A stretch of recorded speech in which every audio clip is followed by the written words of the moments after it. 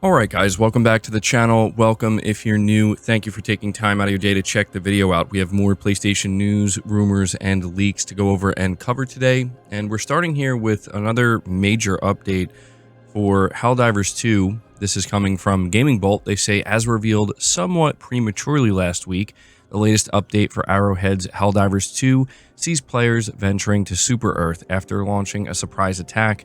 The Illuminate must now be fought in the streets of the planet's cities. So they did release a new trailer for this as well. Compared to other biomes, Super Earth's streets offer a significantly different battleground, especially as the Illuminate attack with a massive mothership. The goal is to fight over landing areas and activate the planetary defense cannons to repel the invaders.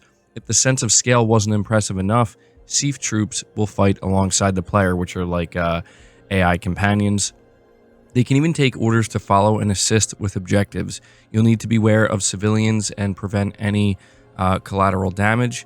The update doesn't bring any fresh armaments, but you can learn about the customization system, which we already discussed and covered. And so just wanted to take a moment to highlight this because the, rollout of this big update for Helldivers 2 is not over. Now they're calling it the Heart of Democracy. So, yeah, I mean, I was watching a little bit of gameplay of this, and I actually went to go try it out myself, and it's really cool to see what Arrowhead is doing, how they're continuing to kind of expand Helldivers 2 in ways that the community seems to really be responding very positively to. So, yeah, I will continue to keep you guys updated with Helldivers as they, continue to roll out major updates. So let me know if you're actually planning on going back to Helldivers 2 now that you can play on Super Earth, or if you're still just kind of like, I'm good.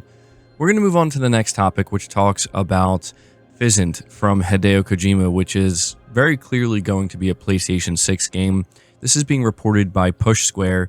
They say, we are only a month away from the next Hideo Kojima game releasing on PS5, but if you're more interested in what Kojima Productions has for the future, then you will almost certainly need a PlayStation 6 to play it. When discussing film projects with a French outlet, Kojima provides an overview of when he might get to make a movie, as his video game projects will have him busy for the years to come. When mentioning the collaborative project he has in the works with PlayStation, he said, PHYSINT will take me another 5 or 6 years. With an estimate of at least 2030 for PHYSINT's release, we're looking at a PS6 game rather than something designed for current-gen hardware. Kojima Productions also has OD in production with Xbox, a horror title being made alongside director Jordan Peele. It should launch between Death Stranding 2 and PHYSINT, and given Microsoft's move to multi-platform releases, there is now a reasonable chance it will come to PlayStation 5. Death Stranding 2 releases for PS5 on June 26th. As for PHYSINT, it was announced as a next-generation action espionage game, drawing strong comparisons to Metal Gear Solid. The project will go into production once Death Stranding 2 is out, and it's being billed as something that will transcend the barriers between video games and movies. And so, yeah, Kojima did recently give us a small but maybe, unsurprising update regarding PHYSINT. He did make it clear that as soon as Death Stranding 2 wraps up, he's hitting the ground running with this game. And yeah, it's not surprising here that it's 5 or 6 years away. That's about the, I would say the average time frame for a big AAA game. And so when this was first announced last year, I had no doubt in my mind that this was going to be a PS6 game, but still, I'll be paying very close attention to this title. I'm very excited to see what Kojima does next, now that he's pretty much wrapped up with Death Stranding, and we know that PHYSINT is basically him returning to his roots. But continuing to talk about Kojima Productions, we have another piece of information here regarding Death Stranding 2. So it says here, Death Stranding 2 on the Beach director Hideo Kojima has compared the upcoming sequel to its predecessor by bringing up the differences between classic sci-fi horror film Alien and its more action-packed sequel, Aliens. In an interview with Edge magazine via Games Radar, Kojima brought up how Ridley Scott's Alien was more frightening and mysterious. The first Ridley Scott film was so frightening, said Kojima. There were face huggers and monsters bursting from people's chests, and at first nobody knew what it was all about. In comparison, Cameron had to work on a movie where the audience was already quite familiar with some of the scarier aspects of the original Alien. According to Kojima, Cameron was able to bring in a new layer of mystery and unfamiliarity by making the sequel an action movie. when James Cameron came to make the sequel, Aliens, he made a very smart decision to make the film not about horror, but about action, he explained. It gave the story a new dimension, which was unfamiliar. Kojima explained that this is the approach he wanted to take with the sequel to Death Stranding, whereas the original had quite a bit of mystique to it, especially considering how strange and alien some aspects of the game's world feel, like dooms and BTs. Since players will be more familiar with these things in the sequel, the game can feature more action. That is what I wanted to do with the sequel, he said. Everyone understands Death Stranding's world, so now we've introduced battles to give it a new dimension. And so he's, really, I think, kind of leaning into the action-oriented aspect of Death Stranding. This seems to be something that Kojima has taken very seriously when developing Death Stranding 2, which is understandable because there were a lot of people asking for more action and, some stuff that felt a little bit more traditional in for Death Stranding. And so, just figured I would let you guys know about that. It seems like the main focus of Kojima's marketing here going into the launch of Death Stranding is the fact that, this game is going to have much more action. He's liking it to Metal Gear Solid 5 to Phantom Pain. And so I think it sounds pretty good. Moving on from that, we have another update regarding Naughty Dog. This is being reported by Push Square. They say there's been speculation in recent times about Naughty Dog's upcoming projects. And now, in a slight update, The Last of Us director Neil Druckmann has revealed that he's involved in a second title at the studio. Druckmann has not only been locked in as one of the directors for Intergalactic: The Heretic Prophet, but he's also confirmed he's working in a more of a producer role on the second unannounced project. This is what he said. Then there's another game that's being worked on at Naughty Dog where I'm in more of a producer role and I get to mentor, watch this other team, and give feedback and be the executive in the room. I enjoy all those roles, and the fact that I jumped from one to the next makes my job very exciting and always feeling fresh. I'm never bored.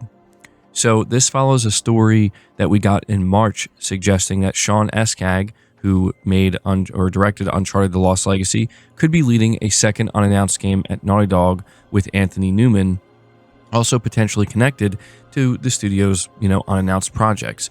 So we did hear from Naughty Dog back in 2023 that they are working on multiple projects, but now we are getting confirmation that Neil Druckmann is not directing the second project. He is involved on a producer role, as he says.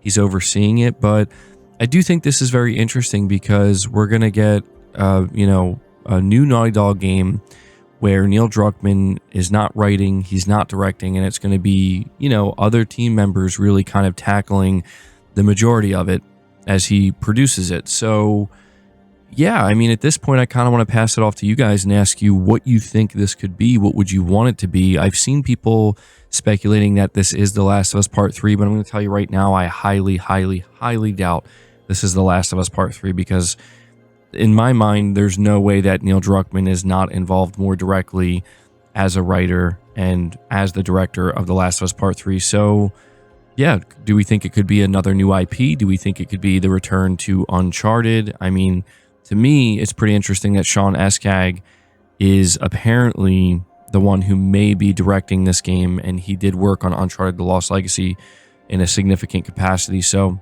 let me know your thoughts down below. We're going to move on to the final set of topics here, which is another update on Bungie. And man, it really seems like this team and this game are absolutely cooked. We have another report here from Push Square. It says, according to well-connected Bungie beat reporter Paul Tassi, the Sony studio has placed massive expectations on Marathon. Speaking as part of a video in which he outlines all the problems facing the upcoming extraction shooter, he said that he heard the game, quote, needed to be in the top 5 of NPD sales for the year if it's going to be a success or considered a success, end quote. We assume Tassi is referring to Circana, formerly known as NPD, which ranks the best-selling games in the US based on both retail and digital data. In 2024, the top 5 best-selling games as ranked by revenue were Call of Duty Black Ops 6, EA Sports College Football 25, Helldivers 2, Dragon Ball Sparking Zero, and NBA 2K25. Obviously, there are some absolutely enormous names on that list, but Helldivers 2 proved Sony is capable of breakout live service success stories. The problem is that Marathon doesn't have anywhere near the same level of enthusiasm around it right now. And so, to make matters worse, we have a second report here coming from Insider Gaming. It says a former Bungie employee who worked on Marathon during his time at the studio says that working on the game was extremely toxic and humiliating. In a post on social media, a former developer known online as Spirited, who worked on the engineering side of the game, said that he felt for those still working on the game at the studio. Working with engineering/Marathon leadership was extremely toxic and humiliating. I won't speak about the rest, but Bungie leadership needs to be gutted completely. Jensen worked on a team that developed the online services for the game. He added that the team was dissolved in layoffs that came only weeks after he left Bungie. Prior to his time on Marathon, he worked on Destiny. Jensen did not go into more detail and made sure to add that his posts were his own opinions, that he wasn't interested in making statements that would violate his NDA. So, yeah, man, the situation, unsurprisingly, just gets worse for Marathon and Bungie. It is insane to me that this game would need to be in the top 5 NPD for the year to be considered a success. I can tell you right now, that is absolutely not going to happen. It does not matter what changes Bungie or Sony make. Marathon's not going to be in the top 5. It's not going to be another Helldivers type success. You have former developers here straight up saying that the entire leadership team at Bungie needs to be gutted, which I think is more than obvious. And yeah, like I said, I will just continue to keep you guys updated. This is a really unfortunate situation, but, Sony's going to have to do something drastic, in my opinion. And, even former developers who work there seem to agree.